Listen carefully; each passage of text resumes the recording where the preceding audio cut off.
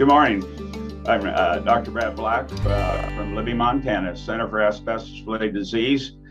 And I would like to introduce our first speaker, Anna Forgie, who has been, her family has been impacted by mesothelioma, and she has a good bit to say for us. So I'll turn it over to her. Thank you, Dr. Black. Hello, everyone. My name is Anna Forgie. I live in Washington, D.C., where I am a lawyer, and I should just say at the outset that everything I'm going to say today are my own personal opinions and views and don't reflect those of my employer. So as Dr. Black mentioned, my family and I were impacted by mesothelioma. My mom was diagnosed with peritoneal mesothelioma in April of 2016, and we lost her on May 4th, 2017. So she had about 13 months from her diagnosis to when she passed away. And this morning, you all will hear from several people on this panel with far more knowledge and expertise than I have about mesothelioma and about asbestos. I am not a medical doctor, but the panel is titled Progress and Challenges, and I wanted to speak about a couple of the issues that I'm aware of as somebody who was a caregiver and a family member of somebody who suffered through mesothelioma and then passed away from it. So one of the main areas of progress that I see in the issue of asbestos and mesothelioma is the awareness itself that the ADAO and others are bringing to the dangers of asbestos and the conversations that are happening as a result of the awareness that the ADAO and other groups are bringing to the disease. But that progress comes with its own challenge, and that is what the previous speaker was mentioning briefly, how to raise awareness not only of the dangers of asbestos, but of the existence itself of asbestos still in our daily lives. If you take an informal poll of your colleagues and friends and neighbors, I would imagine that most would tell you that asbestos is banned in the United States, and are shocked to learn that that is not the case.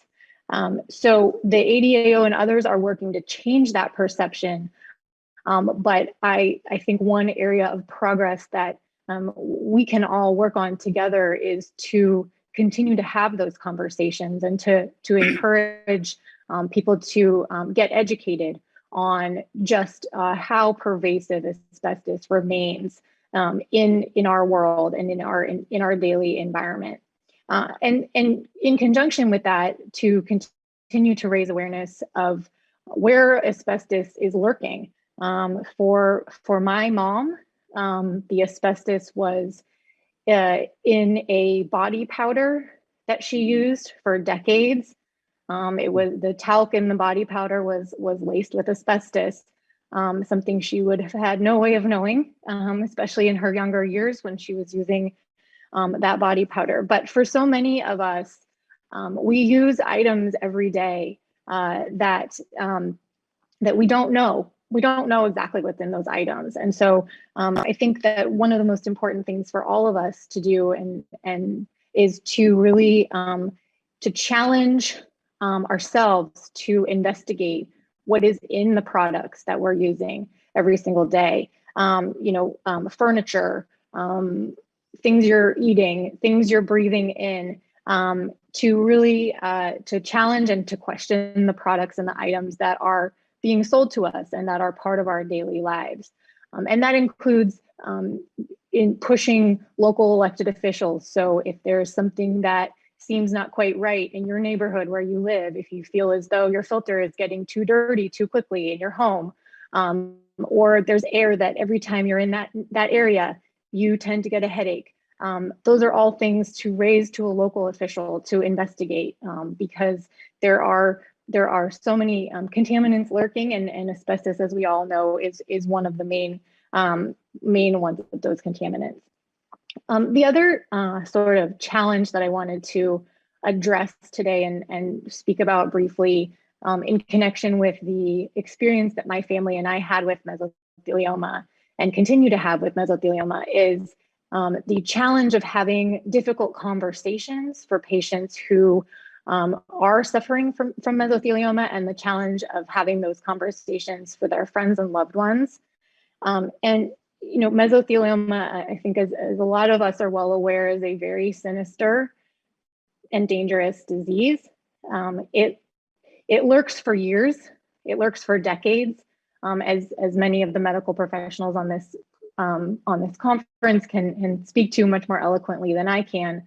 It's really something that can take you by surprise, and it's something that bursts on the scene, and it's often too late to really to have successful treatment for it. That's changing thanks to the medical professionals on this conference today and others who are not here. But it's something that, because it lurks for so long undetected, it can become really difficult. So one of the struggles that I faced was to figure out how to have conversations with my mom about the disease, and how to balance between keeping up her positive spirits and her hope, and how to have a serious conversation about life and what life what life would look like if she weren't here. So I wanted to sort of challenge everyone to and encourage you all to have those conversations with your friends and with your loved ones. And it's a difficult and different situation for everyone.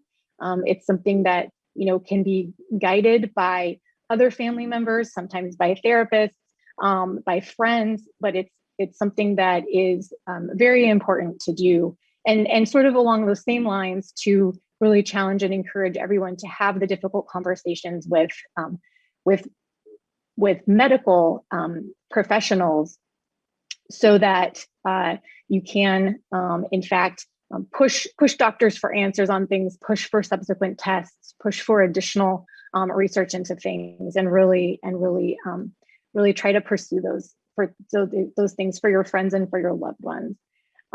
I really just want to wrap up my comments by saying that my mom was 68 when mesothelioma took her away from us 4 years ago.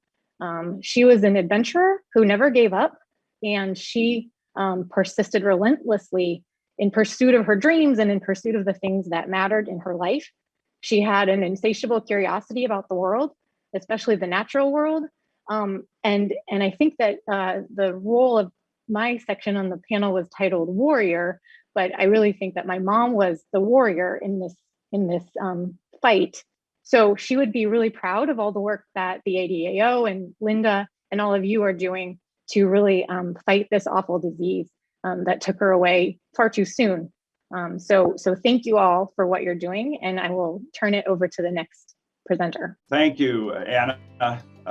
There's nothing more impactful than hearing from people that have experienced all the misery of having mesothelioma. So thank you.